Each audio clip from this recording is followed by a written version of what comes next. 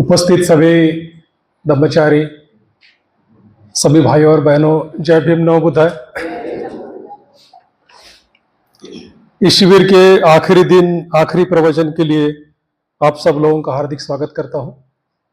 गत 2 दिनों से हम बौद्ध धर्म में जो एक महत्वपूर्ण शिक्षा है, मैत्री या मित्रता, लविंग काइंडनेस जिसको हम कहते हैं, इसके बारे में हम कुछ जानकारी देखने का प्रयास कर रहे हैं। पहले दिन हमने मैत्री या मित्रता क्या है यह समझने का प्रयास किया। बहुत सारे मित्रता के पहलू हमने समझने का प्रयास किया। कल हमने मित्रता या मैत्री क्यों होनी चाहिए इसके बारे में कुछ वार्ता की, और आज हम मैत्री या मित्रता कैसे कर सकते हैं, हाउ फ्रेंडशिप जिसको हम कहेंगे, तो उसके बारे में हम कुछ बातें देखने वाले हैं। वैसे जैसे जैसे हम इस विषय के आगे बढ़ रहे हैं, वैसे वैसे जो अगले सवाल है उसके कुछ जवाब पहले ही हमने चर्चा कर ली। यानी जो आज का सवाल है कि मित्रता किस तरह से विकसित करना चाहिए, इसके बारे में कुछ हद तक गत 2 दिनों में हमने बात की है, लेकिन इसके बावजूद आज मैं कुछ बातें कहने का प्रयास करूंगा। कुछ बातें रिपीट हो सकती है और कुछ बातें नहीं हो सकती। तो मैत्री या मित्रता हम किस तरह से विकसित कर सकते हैं, मैत्री का आधार या बुनियाद क्या है, इसके बारे में हम बात करेंगे। तो अगर मैत्री विकसित करना है तो सबसे पहले मैत्री के ऊपर हमारा विश्वास होना चाहिए। अगर मित्रता पर हमारा विश्वास नहीं है, मित्रता हमारे जीवन में नहीं है, हमारे जीवन का उद्देश्य या हमारे जीवन का मूल्य नहीं है, तो हम मित्रता विकसित नहीं कर सकते। बुद्ध कहते हैं कि जिसके ऊपर हम हमारा हृदय रखेंगे, जिस बात का हम ज्यादा विचार करेंगे, उस प्रकार से हम बन सकते हैं। और जीवन में बहुत अलग अलग मूल्यों के लिए लोग जीते। किसी का जीवन केवल पैसा कमाना होता है, किसी का जीवन केवल दूसरों को तकलीफ देना होता है, किसी का जीवन किसी के ऊपर कंट्रोल या प्रभावित करने का होता है। लेकिन एक बौद्ध होने के नाते हमारे जीवन का उद्देश्य अलग अलग हो सकता है। शील पालन हो सकता है, लेकिन जैसे हमने कल देखा कि शील भी मैत्री ही है ना? जागृति का आचरण करना हो सकता है, दृष्टि परिवर्तन का हो सकता है, सुख प्राप्त करने का हो सकता है। तो उसी तरह से हमारे जीवन में हम मैत्री विकसित करें, मैत्री के मूल्यों को अपने जीवन में प्राथमिकता दें, तो वो हमने करना चाहिए।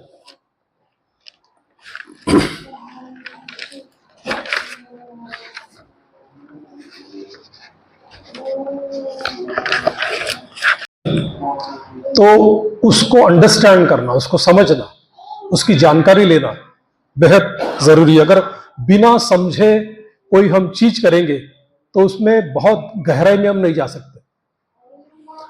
भारत में अक्सर लोग बिना सोचे समझे बहुत सारी चीजें कर लेते हैं।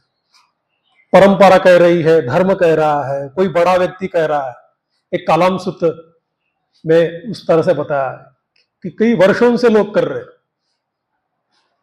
अब मान लो अभी 2 दिन पहले होली हुई। क्यों होली मनाते हैं?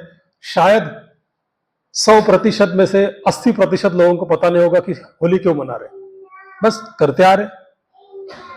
हमारे बाप दादा ने किए, उसके कई सैकड़ों वर्ष तक करते आ रहे, तो हम भी कर रहे। क्यों कर रहे, इसका कोई जवाब हमारे पास नहीं है। ऐसे कई सारी चीजें कि परंपरा के कारण, मान्यता के कारण हम चीजें करते हैं, लेकिन क्यों करते? तो चीजें तो हो जाएगी, लेकिन वो बहुत ऊपरी तौर पे हो जाएगी। बौद्ध धर्म में भी जो हम आचरण करते हैं, तो हम क्यों करते हैं, इसका सवाल हमने अपने आप को पूछना चाहिए। शील का पालन क्यों करते हैं? ध्यान साधना क्यों करते हैं? प्रज्ञा का विकास क्यों करते हैं? या अभी अभी हमने यहाँ फूल अर्पण की, क्यों फूल अर्पण करते, क्यों हम मोमबत्ती लगाते, क्यों अगरबत्ती लगाते? तो बौद्ध धर्म में हर एक चीज का कोई ना कोई उद्देश्य है, और जब तक हम उसे जानेंगे नहीं, जब तक उसको अंडरस्टैंड नहीं करेंगे, तब तक हम प्रैक्टिस भी नहीं कर सकते। हम प्रैक्टिस के गहराई में नहीं जा सकते, हम अभ्यास की गहराई में नहीं जा सकते। इसलिए मैत्री के बारे में अध्ययन करना, मैत्री के बारे में जानना, मैत्री के बारे में समझना, जिस तरह से इस शिविर के माध्यम से हम कर रहे हैं, लेकिन मैं नहीं मानता कि हम गत 3 दिनों में मित्रता को पूरा समझ गए, कुछ हद तक हमने समझा है ना? और जितना हम अधिक समझेंगे उतना अधिक गहराई से प्रैक्टिस करेंगे।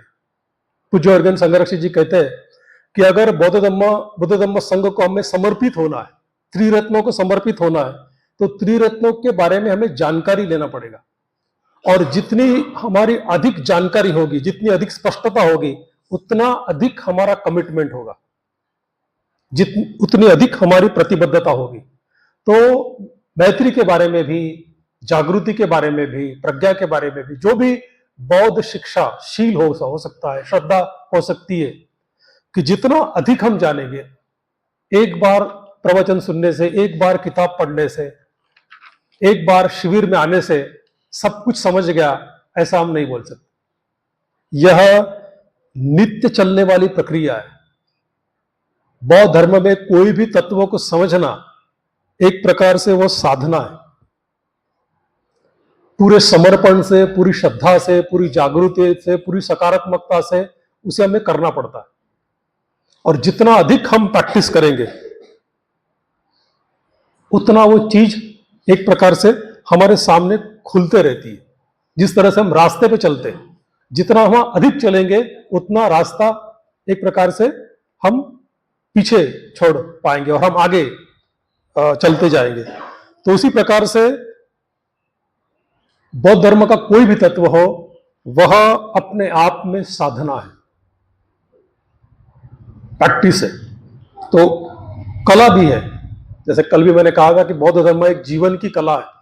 तो अगर मैत्री हमें सीखनी है, तो जिस तरह से एक कलाकार अपनी कला विकसित करने को साधना करता है, प्रैक्टिस करता है, उस तरह से हम प्रैक्टिस करेंगे। हम अक्सर सुनते हैं कि प्रैक्टिस मेक्स मैन परफेक्ट। कोई भी चीज की प्रैक्टिस अगर हम करेंगे तो वो हमारे मन में ताजा रहेंगी, जिंदा रहेगी। अभी अभी मैं पद्मवीर से बात कर रहा था। कल मैंने पद्मवीर को, परसों पद्मवीर को मैंने प्रज्ञावीर बोल दिया, है ना? क्योंकि प्रज्ञावीर के साथ गत 10-12 दिनों से मैं इकट्ठा था और कई बार मैंने प्रज्ञावीर बोला, है ना? तो जो मन में चीज ताजा होती है, वह हमारे मन में रहती है, जिसकी हम ज्यादा प्रैक्टिस करेंगे। और जिस बात की हम प्रैक्टिस नहीं करेंगे, फिर वो भाषा की हो या यहां बहुत सारी महिलाएं हैं, कोई पकवान की हो। अगर एक आधा पकवान आपने साल भर पहले बनाया या 2 साल पहले बनाया और अब बनाने का प्रयास करेंगे, तो भूल जाते कि इसमें ये डालना है कि ये डालना है ना? उसी प्रकार से कोई भी विचार का हो सकता है, कोई भी विषय का हो सकता है।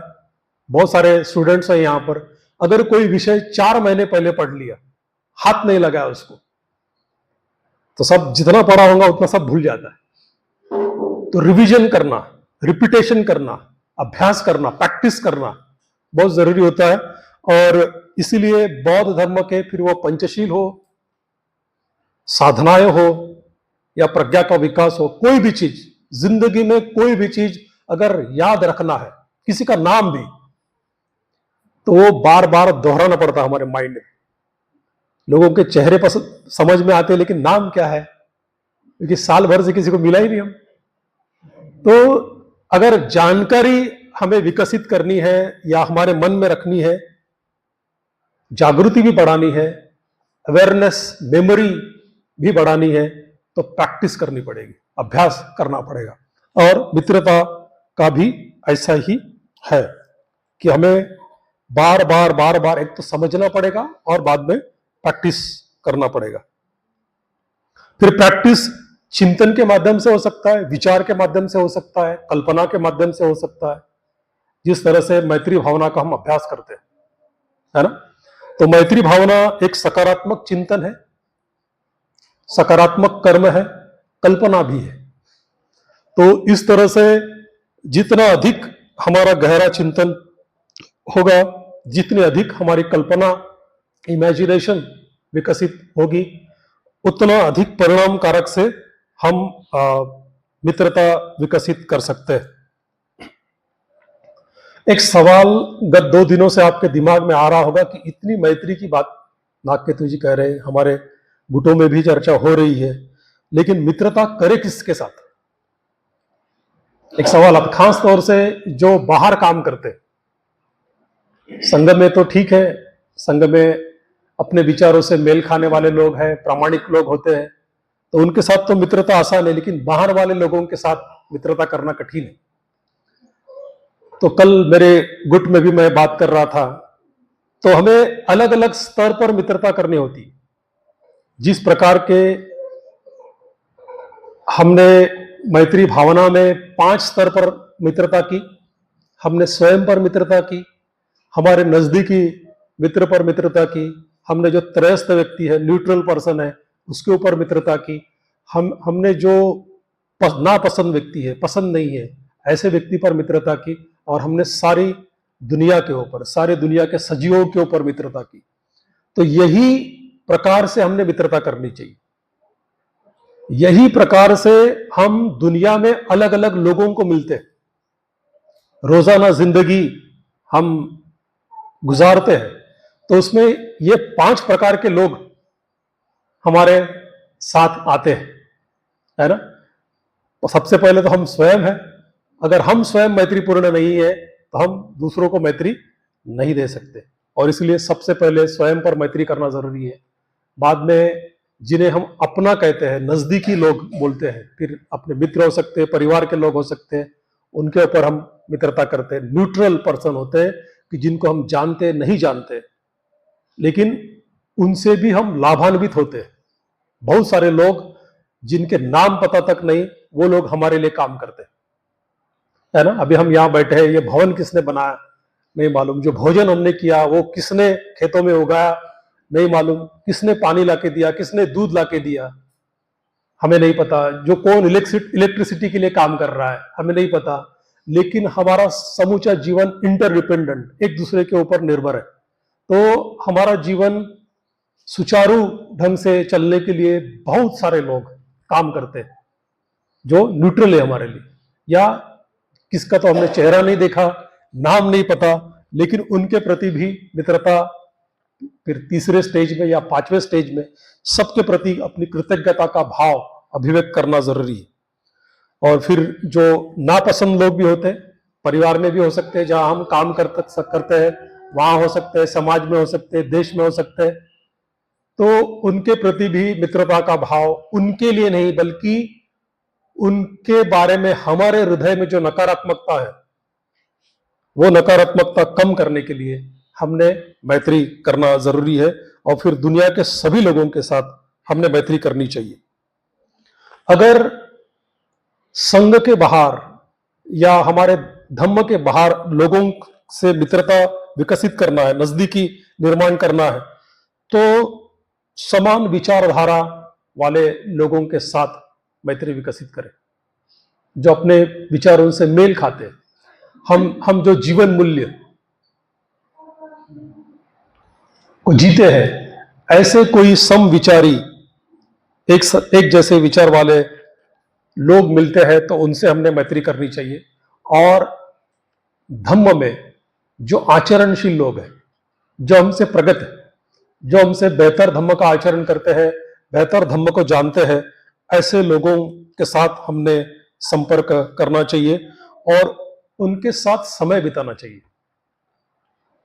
और नियमित रूप से बार बार हमने उन लोगों के साथ समय बिताना चाहिए, शिविरों में, शिविरों के बाहर में भी, क्लास में भी, व्यक्तिगत संपर्क में भी। तो इस तरह से हम जितना अधिक संपर्क बढ़ाएंगे, उनके साथ हम यात्रा कर सकते हैं, शिविरों में जा सकते हैं, तो जितना अधिक हम समय बिताएंगे उतना उनके व्यक्तित्व का प्रभाव, उनके विचारों का प्रभाव, उनकी अच्छी आदतों का प्रभाव हम पर हो सकता है। क्योंकि कल भी मैंने कहा था कि हम एक प्रकार से अनुकरणीय लोग हैं, इमिटेशन करते हैं, है ना। किताबों से हम कम सीखते हैं, चलते फिरते व्यक्ति से हम ज्यादा सीखते हैं। और इसीलिए हमें एक ऐसा आदर्श चाहिए होता है कि जिसके सानिध्य में रहते हम कुछ सीखे, धम्म को पकड़े, है ना। तो वह तभी संभव होगा कि जब हम ऐसे लोगों के साथ नियमितता से मिले और उनके साथ समय बिताए, यात्रा करें, तो उससे भी मित्रता विकसित हो सकती है।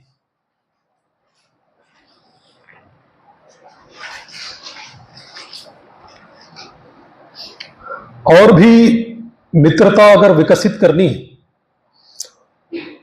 तो अपने मित्रों की सेवा करें, अपने मित्रों को सहयोग करें,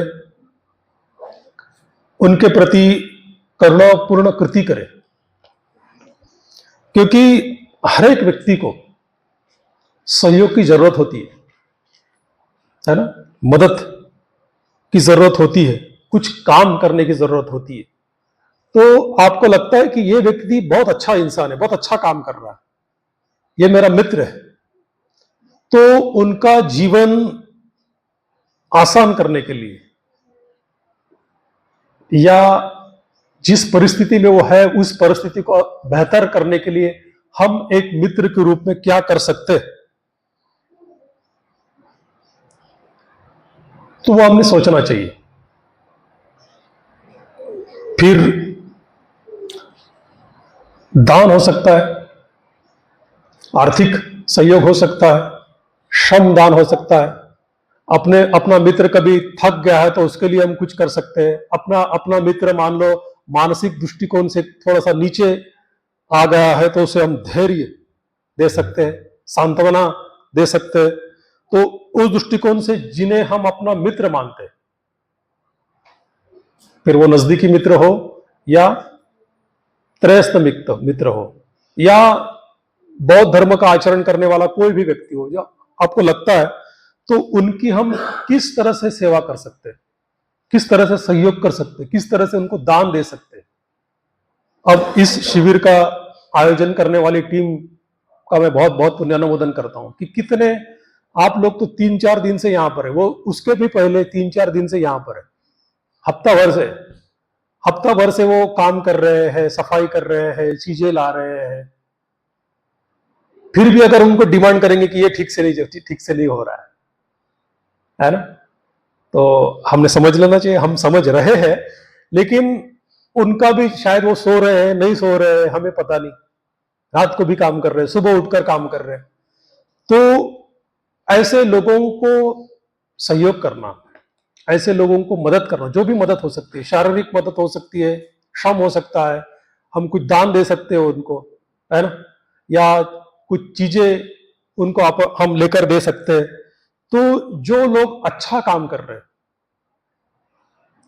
जो लोग दुनिया के कल्याण का काम कर रहे हैं, धम्म के प्रचार का काम कर रहे हैं, डॉक्टर बाबा साहब आंबेडकर के लिए काम कर रहे हैं, समर्पित रूप से काम कर रहे हैं, तो ऐसे लोगों को सहयोग करना। दान के बारे में कहा गया है कि दान या सहयोग हमने किसको करना चाहिए, है ना। तो दान के बारे में जब कहा जाता है तो दान हमने क्या करना चाहिए, किसको देना चाहिए और कैसे देना चाहिए, इसके बारे में विचार किया जाता है। तो ऐसा कहते हैं कि दान ऐसे लोगों को हमें देना चाहिए कि जो वाकई में दुनिया के कल्याण के लिए, खासतौर धम्म के लिए काम कर रहे हैं। वह दान सबसे बड़ा दान होता है, धम्म के लिए दिया गया दान सबसे बड़ा का। धम्म दानं सब्ब दानं जिनाति कहते हैं कि अगर आप धम्म प्रवचन दे रहे हैं, धम्म को साझा कर रहे हैं, धम्म को प्रकाशित कर रहे हैं तो अच्छी बात है। अगर नहीं कर पा रहे तो जो लोग धम्म का कार्य कर रहे हैं उनको आपने मदद करनी चाहिए, सहयोग करना चाहिए, बार बार उनको हमने पूछना चाहिए। तो इस तरह से जो हमारे मित्र हैं उनको हम सहयोग करें, जो मानवता के कल्याण के लिए काम कर रहे हैं, उनको हम सहयोग करें, उनके साथ सेवा करें।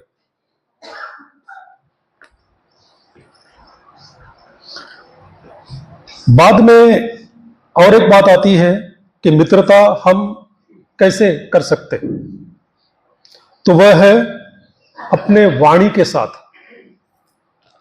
वाणी का बहुत एक महत्व हमारे मानवीय जीवन में है ना। तो वाणी के साथ भी एक प्रकार से हम मैत्री विकसित कर सकते हैं। निश्चित ही अगर हमने प्रिय वाचा का उपयोग किया, मधुर वाचा का उपयोग किया, प्रशंसा की, पुण्यानुमोदन किया, तो हम मित्रों को जोड़ सकते हैं। विमल कीर्ति निर्देश सूत्र एक महायान का ग्रंथ है। विमल कीर्ति का जो कैरेक्टर है, जो उस ग्रंथ में आदर्श के रूप में कहा गया है, वह एक प्रकार से डॉक्टर बाबा साहब आंबेडकर ने जिस तरह से काम किया कठिन परिस्थिति में, उस तरह से विमल कीर्ति भी लोगों के कल्याण के लिए बहुत इंटेलिजेंट रहते हैं और वो गृहस्थी रहते हैं। तो अलग अलग परिस्थिति में जाकर वह लोगों को धम्म का ज्ञान देते हैं। तो उस किताब में एक 4 चीजें बताई। अगर हमें बेहतर दुनिया बनानी है, धम्म भूमि, धम्म क्षेत्र निर्माण करना है, तो वहां उन्होंने 4 बातें बताई। उसमें से जैसे इसके पहले मैंने कहा कि जो दान के बारे में, तो दान पहली बात वहां बताई है, जिसे 4 संग्रह वस्तु कहा गया है। आपने कभी इसके बारे में प्रवचन सुना होगा कि ये हम चीजें इकट्ठा करते हैं, भौतिक चीजें इकट्ठा करते हैं, है ना।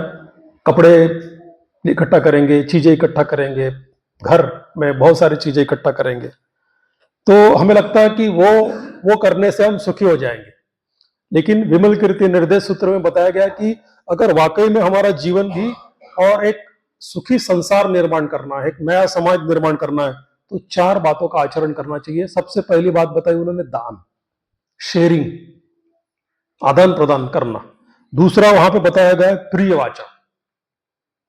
तो हमारी जो वाणी है, वाणी बहुत ज्यादा हम इस्तेमाल करते हैं। हमारे कर्म से भी सुबह से उठते रात तक हम बोलते रहते हैं, है ना। तो यहां हम अगर जागरूक नहीं है, और जब कभी कभी जिससे बहुत ज्यादा मित्रता हो जाती है ना, तो लूज टॉकिंग जिसको हम कहते हैं, है ना, तो ऐसा हो जाता है। या कभी कभी मित्रों को हम कठोर भी बोल देते हैं, या कभी कभी हम जिसे अंग्रेजी में हम टीजिंग कहते हैं, मजाक कहते हैं, या फिर टारगेट बनाते हैं हम कभी कभी जो कमजोर है ना, उनको टारगेट। मित्रों में ऐसा होता है, कभी कभी परिवार में भी होता है। तो जो कमजोर रहता है उसको हम टारगेट बनाते हैं और उसको हम चिढ़ाते हैं, उसका अपमान करते हैं, कभी कभी मजाक में हो या कभी कभी रियलिटी में हो। तो वह भी मित्रता में हमने वैसा नहीं करना चाहिए। मित्र आपका कितना भी कमजोर हो, उसकी टीजिंग नहीं करना चाहिए, उसको चिढ़ाना नहीं चाहिए, या फिर कठोर नहीं बोलना चाहिए। अगर कठोर बोल दिया तो हमने उसकी पापदेशना करनी चाहिए, क्षमा मांगनी चाहिए कि नहीं मुझसे गलती हो गई, मैंने ऐसा नहीं कहना चाहिए। उससे मित्रता अधिक मजबूत होगी। अगर हम किसी को टारगेट बना के या नित्य रूप से उसकी मजाक करते हैं, तो उसको भी बुरा लगता है और वो एक दिन बहुत रिएक्ट हो जाएगा तुम पर। आपको पता नहीं चलेगा कि इतना रिएक्ट क्यों हो गया, क्योंकि उसने कभी एक्सप्रेस नहीं किया अपने आप को, है ना, अभिव्यक्त नहीं किया। तो इसीलिए मित्रता में हमने जागृति से वाचा का उपयोग करना चाहिए। हम प्रिय वाचा, प्रशंसा, पुण्यानुमोदन जिसको हम कहेंगे, मधुर वाणी कहेंगे, कठोर वाणी का हमने इस्तेमाल नहीं करना चाहिए, या मजाक या व्यंग की जो भाषा होती है वो हमने नहीं करना चाहिए। सम्मान के साथ संवाद करें, समझे उनको। आपको बात समझ में नहीं आई तो सवाल पूछिए। जिस तरह से हमने पहले दिन कम्युनिकेशन एक्सरसाइज, संपर्क अभ्यास किया, तो कभी कभी क्या बोल रहा है समझ में नहीं आता, तो हम रिएक्ट हो जाते हैं या नजरअंदाज करते हैं। लेकिन हमने बहुत जागृति से, रिसेप्टिविटी से, ग्रहणशीलता से लोगों को सुनना चाहिए। मित्रों के प्रति हम क्षमाशील रहे और हम खुले रहे। हम देखते हैं कि दुनिया में कोई भी व्यक्ति परिपूर्ण नहीं है ना। हम भी नहीं है, यहां बैठा कोई, मैं भी परिपूर्ण नहीं। तो हम लोग गलतियां कर सकते हैं, है ना। जब हम अजागरूक है, जब हमारी समझ नहीं है, तो हम गलतियां करते हैं। और अगर अपने मित्र की गलतियां सामने आ गई या उसने गलती की, तो हमें लगता है कि काय का मित्र है, ये समझता नहीं, इतनी छोटी सी चीज समझती नहीं, है ना। तो हम उसकी आलोचना करते हैं या कभी कभी हम मित्रों से दूर चले जाते हैं। हमें केवल अच्छाई अच्छी लगती है। तो हमने ये मानना चाहिए कि इस दुनिया में कोई भी व्यक्ति परिपूर्ण नहीं है, हम भी नहीं है, हम में भी अच्छाइयां है, हम में भी बुराइयां। तो हम अगर अकुशल कर्म करते हैं या कुछ गलत चीजें करते हैं, तो जिस तरह से हम अपने आप को माफ करते हैं, या परिवार में जब लोग गलत चीजें करते हैं तो परिवार के लोगों को हम माफ करते हैं, उसी प्रकार से हमने मित्रों को भी माफ करना चाहिए कि उनसे भी गलती हो सकती है, तो उनको अंडरस्टैंड करें, क्षमाशील रहे और धैर्य धैर्य रखे, उनकी त्रुटियां, उनकी कमजोरियों को समझे और अपने मित्र को हम किस तरह से उससे बाहर निकाल सकते हैं, उनकी कमजोरियों से, उनकी आदतों से, तो उसके बारे में हमने विचार करना चाहिए।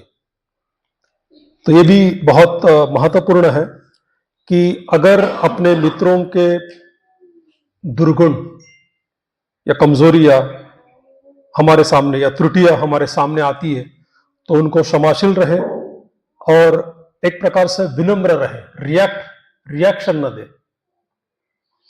अगर हम रिएक्ट होंगे, अगर हम खुले नहीं रहेंगे, अगर हम में लचीलापन नहीं होगा, हम विनीत या नम्र नहीं रहेंगे, तो हमारी मित्रता टूट सकती है। बहुत कभी कभी छोटे कारणों से, इसने मुझे ऐसा बोल दिया 4 लोगों के सामने, या मुझे चैलेंज किया, तो सालों की मित्रता एक झटके में खत्म हो जाती। तो ठीक है, किसी ने कुछ कह दिया तो अजागरूक हो सकता है, या उनकी मानसिकता नकारात्मक हो सकती है, इसलिए उन्होंने कह दिया। तो कहने के बाद उससे शांति से बैठाकर, अगर आपको वाकई में बुरा लगा, तो आपने बोलना चाहिए कि आपने ऐसा क्यों किया, कारण ढूंढना चाहिए। और कारण भी आप लोग मिल गया तो उसको माफ कर देना चाहिए, उसको पकड़ के नहीं रखना चाहिए। अगर हम नकारात्मकता पकड़ के रहेंगे तो हमारे दुनिया में दुश्मन बहुत बनेंगे,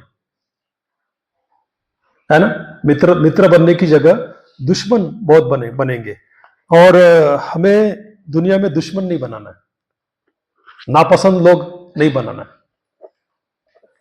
तो जितना हम लोगों की त्रुटियां या कमजोरियों को क्षमा करेंगे, क्षमाशील रहेंगे, उतना लोगों में अगर हम अच्छाई देखेंगे तो हम जुड़ सकते हैं। तो उस दृष्टिकोण से हमने मित्रता विकसित करना चाहिए।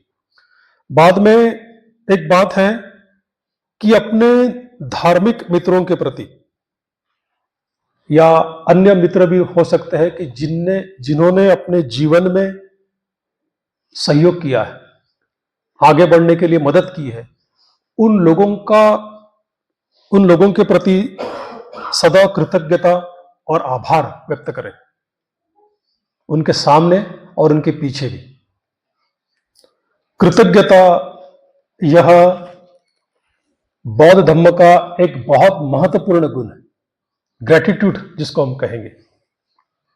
अगर आपको याद होगा तो भगवान बुद्ध को जब संबोधि प्राप्त हुई बोध गया में, तो 7 सप्ताह वो वही बैठे रहे अलग अलग जगह, और संबोधि के पश्चात उन्होंने सबसे प्रथम अगर कोई काम किया, सर्वप्रथम कोई कृति की होगी, तो उन्होंने कृतज्ञता व्यक्त की, ग्रेटिट्यूड व्यक्त किया। बुद्ध जो संसार के सर्वश्रेष्ठ व्यक्ति है, उनको ग्रेटिट्यूड करने की क्या जरूरत है। तो उन्होंने सबसे पहले वो उठे बोधि वृक्ष वज्रासन से और वो सामने आके बैठे। अगर आप बोध गया में जाते, नीचे स्टेप से उतरते हैं तो राइट हैंड साइड में दाहिनी बाजू में एक छोटा सा मंदिर है, वहां एक वृक्ष हुआ करता था। तो वहां वे दूसरे सप्ताह में रुके और लगातार वो वृक्ष को देखते रहे और उन्होंने उस वृक्ष के प्रति अपनी कृतज्ञता व्यक्त की कि इस वृक्ष ने मुझे सहयोग किया संबोधि प्राप्ति करने के लिए। उन्होंने अपने माता पिता, अपना सेवक, अपना घोड़ा, अपनी पत्नी, पुत्र, जो जो लोगों ने उनको सहयोग किया, 5 परिवारजक लोगों ने सहयोग किया, या जो उनके आलाकाराम उद्दकराम पुत्र है, गुगु है, जो भी गुरु हो गए, उन सब के प्रति उन्होंने कृतज्ञता व्यक्त की कि इनके कारण मुझे संबोधि प्राप्त हुई। तो हम भी अपने जीवन में जहां कहीं भी खड़े हैं, जो भी हमें मिला है, निश्चित हम बाबा साहब के प्रति सदा कृतज्ञ रहते हैं, लेकिन इनके अलावा हमें बहुत सारे लोगों ने मदद किया है। आप अपने माता पिता है, भाई बहन है, अपने मित्र है, अपने टीचर्स है ना। तो जिन जिन लोगों ने हमें सहयोग किया उनके प्रति हमने सदा कृतज्ञता या ग्रेटिट्यूड अभिव्यक्त करना चाहिए। निसर्ग के प्रति भी हमने ग्रेटिट्यूड या कृतज्ञता व्यक्त करनी चाहिए, है ना। जो हवा ले रहे हैं, हम फुकट में हवा ले रहे हैं, फुकट में हम सनलाइट ले रहे हैं, है ना। कोरोना में यही हवा लेने के लिए कितने लाखों रुपए खर्च करने पड़े, है ना, ऑक्सीजन के लिए। तो जो कि हमको फुकट, इनके प्रति हम जागृति नहीं है कि इतनी शुद्ध हवा में मिल रही है, इतना अच्छा सनलाइट मिल रहा है। ऐसे कई देश है निकलते ही 6 माह सनलाइट नहीं रहता, अंधेरा रहता। नॉर्वे वगैरह, स्वीडन, जो पूर्वी के देश यूरोपियन, नॉर्थ यूरोपियन देश है, सनलाइट आता है 6 महीने अंधेरा रहता। तो वो सनलाइट के लिए बहुत एक प्रकार से तरसते, हमें तो बहुत ज्यादा ही मिल जाता है। तो जो हमें निसर्ग से, प्राकृतिक ढंग से मिल रहा है, या परिवार में भी जो आसानी से मिल रही है, मित्रों से जो हमें मिल रहा है, तो उनके प्रति हम सदा कृतज्ञ हैं। मैं तो कहूंगा कि रोज रात को सोने के पहले एक प्रैक्टिस करनी चाहिए, एक अभ्यास करना चाहिए, ग्रेटिट्यूड। आज दिन भर में जिन जिन लोगों ने मुझे सहयोग किया, जो भी डायरेक्टली, इनडायरेक्टली, प्रत्यक्ष और अप्रत्यक्ष माध्यम से, उन सबका बहुत बहुत धन्यवाद। इनके कारण मेरा जीवन है वो लाभदायी हुआ या आरामदायी हुआ। उस दृष्टिकोण से हमने एक बौद्ध होने के नाते सदा कृतज्ञ रहना चाहिए। भगवान बुद्ध ने सबसे पहले कुछ न कहते हुए ये गुण हमें सिखाया। उन्होंने वो वृक्ष के प्रति जो बोलता नहीं, उसके भी प्रति उन्होंने धन्यवाद अदा किया। तो हम भी लोगों के प्रति, अपने मित्रों के प्रति जो जो अच्छा काम कर रहे हैं उनको हम याद करें और अपने हृदय में एक प्रकार से कृतज्ञता का भाव हमने व्यक्त करना चाहिए।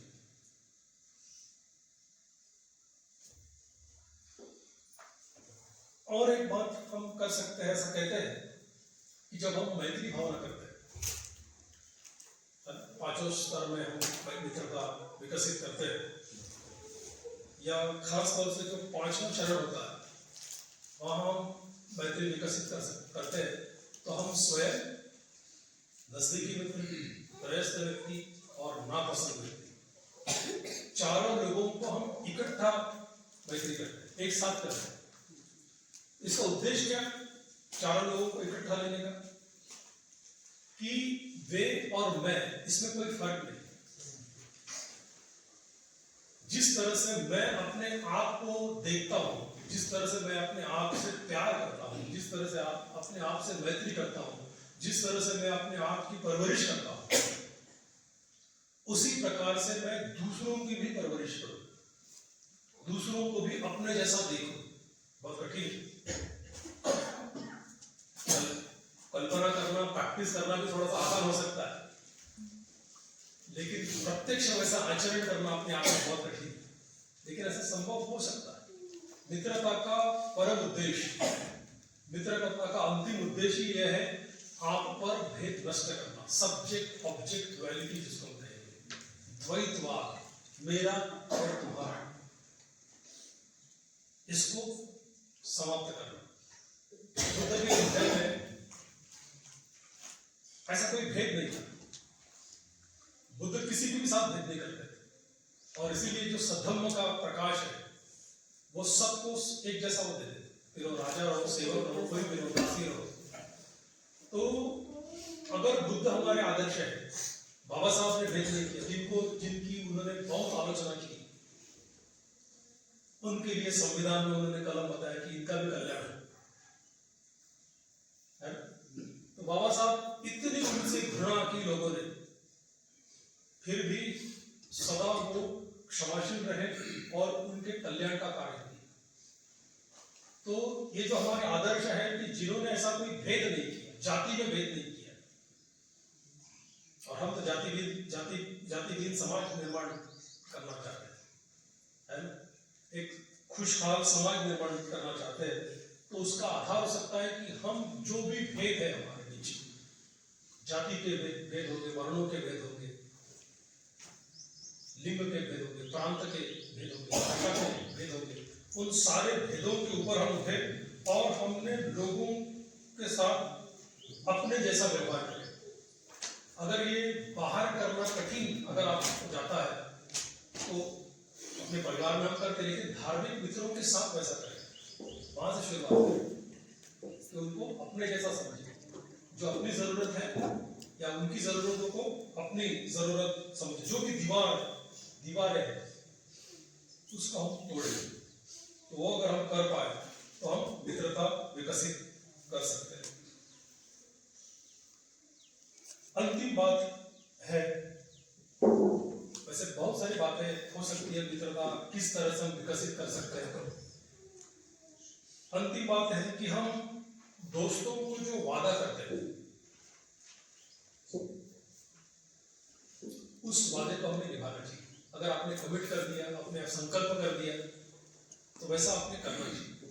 अगर नहीं करेंगे, बार बार आप वादा करेंगे, बार बार आप संकल्प करेंगे और नहीं करेंगे, तो आपके ऊपर का विश्वास कम हो सकता है। इसलिए मित्रों को अगर आपने कोई वादा किया, आप समय पे आने का या कुछ सहयोग करने का या साथ में चलने का, तो वो आपने करना चाहिए। अगर आपने नहीं किया, हमेशा बोलते लेकिन आते नहीं, तो उससे भी हमारी मित्रता में कभी दरारें आ सकती है। वादों के बारे में या संकल्प के बारे में बहुत बार हम बहुत लापरवाह रहते हैं। ठीक है, जाएंगे तो जाएंगे, नहीं तो नहीं जाएंगे, जरूरी थोड़ी है यार। ऐसे ही कैजुअली जिसको हम कहेंगे, आमतौर पर हम बोल देते कि हम करेंगे लेकिन करते नहीं।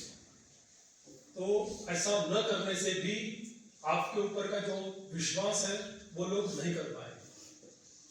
तो अगर सच्ची मित्रता विकसित करना है तो आप जो मित्रों के साथ जो वादा करते हैं, जो संकल्प करते हैं, उसको हमें निभाना चाहिए, ताकि आपका जो परस्पर विश्वास है वो विकसित होता है। तो इस तरह से बहुत सारी बातें हैं कि जिसके कारण मैत्री का विकास हम कर सकते हैं। सिंगालवाद सूत्र में भी इस प्रकार की बातें बताई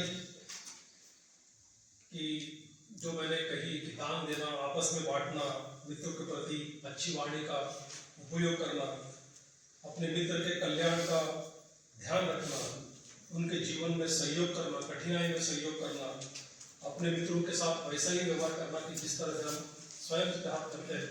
इस प्रकार की बातें सिंगालवाद सूत्र में भी बताई गई कि किस तरह से मित्रता विकसित कर सकते हैं। तो ये जो कुछ बातें या फिर मैंने जो 4 संग्रह वस्तु बताई, जो विवेक के निर्देश सूत्र में बताई गई है कि दान करना, प्रिय वाचा का इस्तेमाल करना, अर्थचर्या करना, अर्थचर्या का मतलब कुशल कर्म, और समानार्थता जिसको हम कहेंगे, तो वह है स्वयं का उदाहरण पेश करना। अगर कुछ अच्छा करना है तो हमने स्वयं का उदाहरण, जिंदा उदाहरण लोगों के सामने रखना चाहिए। ये बातें अगर हम करते हैं तो निश्चित हमारी मैत्री विकसित हो सकती है। मित्रता को लेकर बहुत सारे जो समाज सुधारक हैं या बहुत सारे बौद्ध आचार्य हैं, उन्होंने बहुत कुछ बताया, तो उसके बारे में भी हमें पढ़ना चाहिए। हमारे भारत में बहुत सारे कवि लोगों ने भी मित्रता के ऊपर बहुत सारे कविताएं लिखी है, उसके ऊपर हम चिंतन करें। इतना ही नहीं तो बॉलीवुड में भी बहुत सारे अच्छे गीत लिखे गए यानी मित्रता के ऊपर, है ना? तो उनको हम सुने। आज एक गीत मुझे याद आया, यशोदास ने वो गीत गाया हेमलता के साथ। तो वो उसकी कुछ लाइन बताकर मैं मेरा प्रवचन यहाँ समाप्त करूंगा। गीत ऐसा है, कौन से फिल्म का है मुझे मालूम नहीं, किसने लिखा है मुझे मालूम नहीं, इतना ही मालूम है कि ये यशोदास ने गाया है। गीत ऐसा है, क्यों हम बाहरों से खुशियां उधार ले, क्यों हम बाहरों से खुशियां उधार ले, क्यों न मिलकर हम भी खुद अपना जीवन संवार ले। हम मिलकर, एक दूसरे को मिलकर हमें जीवन सुधारना चाहिए। बाहर से हमने खुशियां उधार नहीं लेनी चाहिए। अगर हम इकट्ठा आए, अगर मिले, तो हम अपना जीवन सुधार सकते हैं। तू जो मेरे पथ में दीप उगा ले, तू जो मेरे पथ में दीप उगा ले, हो उजाले तो बंदगी हो जाए सफल।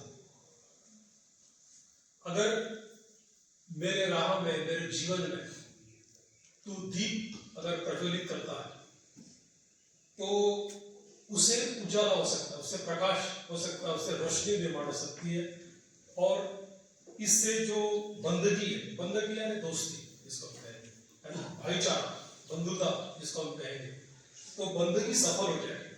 अगर तू मेरे जीवन में रोशनी का मतलब मित्रता होता, सहयोग होता, तो जिंदगी हो जाए सफल।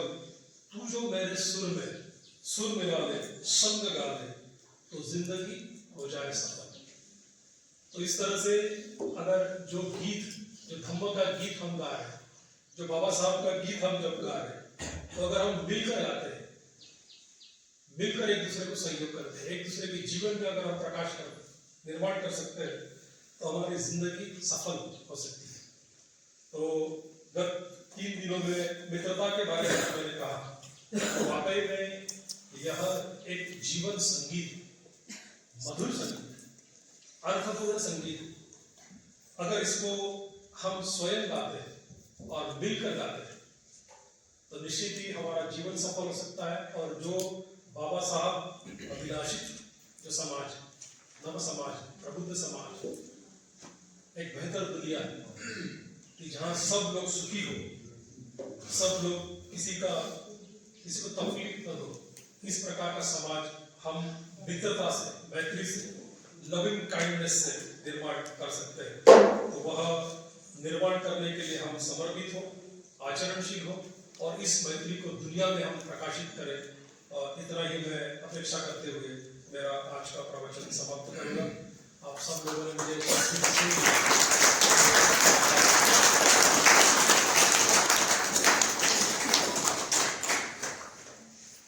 इसके बाद ब्रेक लेना है कि डायरेक्ट ग्रुप पे जाना है।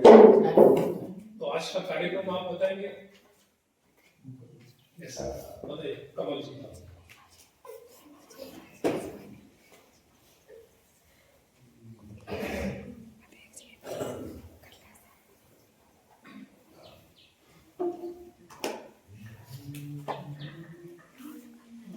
सभी को नमस्कार। सबसे पहले अपनी कर्मचारी नाम के तो मैं बहुत बहुत